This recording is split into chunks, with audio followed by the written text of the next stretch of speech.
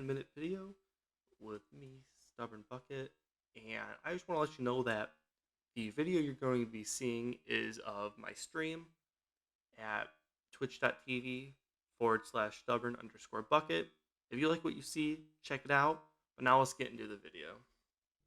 So, to start off, for Hunter, a very good basic build is using the Night Stalker Void subclass with uh, Shadow Shot, Mobius Quiver, and obviously, if you read it, tether foes to avoid anchor weakening and suppressing them for you and your allies.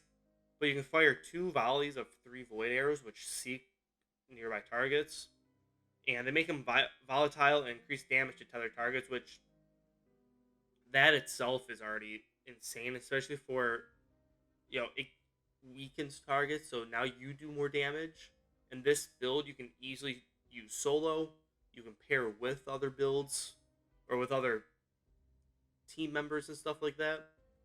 And it works right in Crucible also. So this build is a very overall well built, and the cooldown time is pretty good for it too. So you're not gonna, it's gonna be very rare for you not to get it. And what I recommend using is I use Marksman Dodge. I like having my weapon reloaded for me. And then I just started using Strafe Jump a lot more. But for people just getting into the game for Hunters, I recommend using Triple Jump because it allows you to make jumps a lot easier. And then, unfortunately, you don't get a choice. You get Snare Bomb, which is fine. Don't get me wrong. Snare Bomb's great. It's good because when you throw it, you can turn invisible with it. And invisibility means targeting won't affect you. And then I personally use Vortex Grenade, but you can use any of them really. For Crucible, I like to use Void Spike sometimes, but it's not as good in your PvE activity, so your strikes. So that's why I recommend Vortex Grenade. So for the aspects, which are these 2 off to the right here, you're going to use Vanishing Step, so that when you dodge, you become invisible. And then Invisibility, you vanish from sight, do not appear on radar. And then when you shoot or punch or whatever, you end up, or throw a grenade, for instance, you end up, you become uninvisible. And then you're going to use Stylish Executioner. And primarily I use this for the extra fragment slots. But let's say, you shoot your subclass. So you shoot your Mobius Quiver, and then you kill one of them.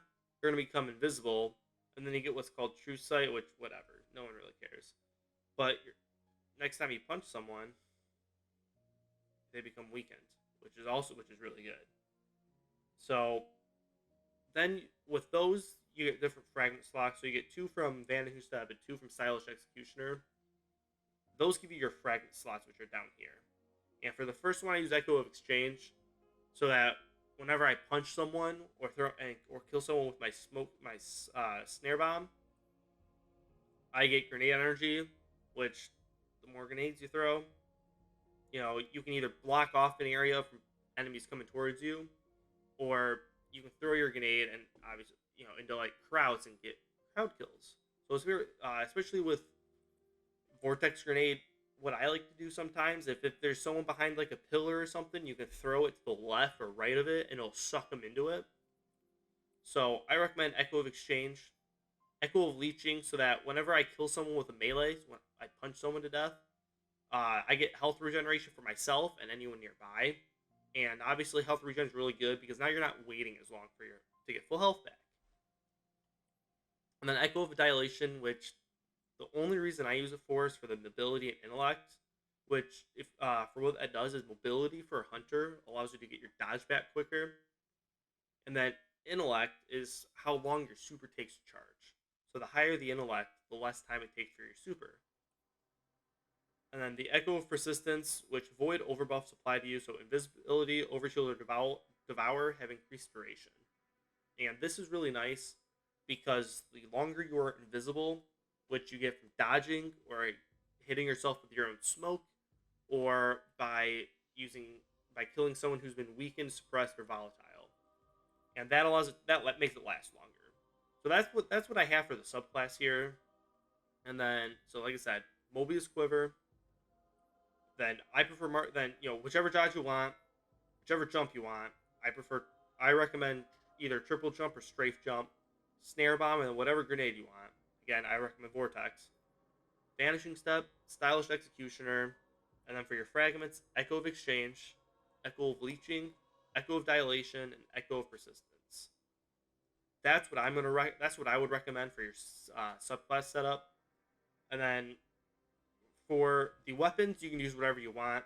I'm going to be using a fusion rifle, which I got from playing Trials. This is probably my favorite sidearm, so I'm going to be using that, and I'm going to use Gallahorn. But you can use any I prefer rocket launchers, but you can use anything. And then for your helmet, what I recommend is, which you're not going to see on here, I'm going to be running resilience mods for most of them. At least for the helmet. Yeah, so for the helmet, I'm running resilience, but you want to get your mobility for a hunter over 100. Anything 100 plus, I say go as close to 100 as possible, because then you're not wasting mod slots for mobility to get higher, because once you're higher, it doesn't do anything. So I recommend running, typically I would run a mobility, but because I'm already at 102, it doesn't matter.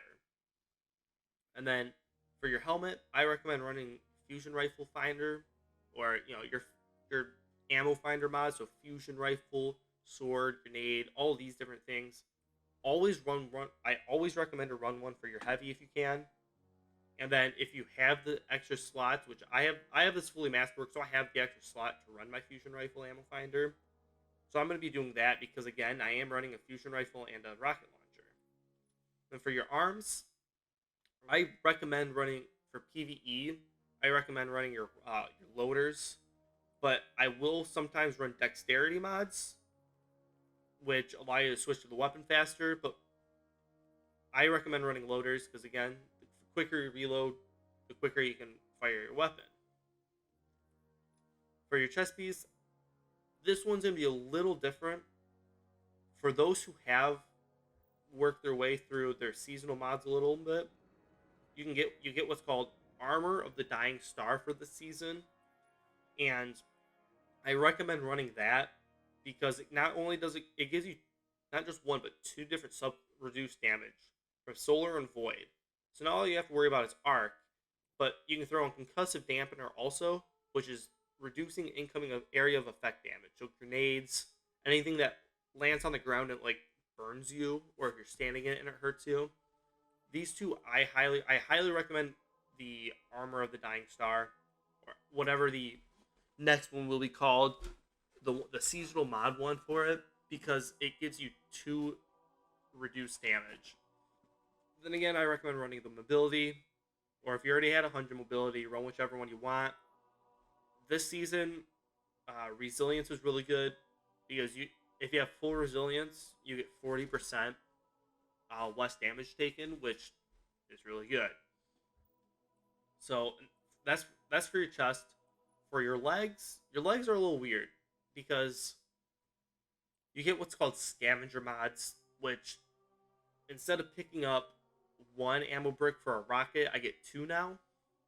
So I recommend running that for your heavy weapon.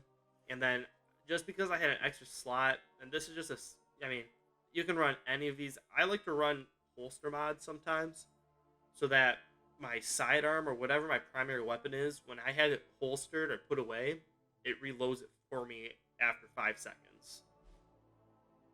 So that's what I recommend. And then for your cloak, again, this is a weird one. Because I'm not running solar, I can't run what's called Class D Restoration because it doesn't work with other subclasses this season.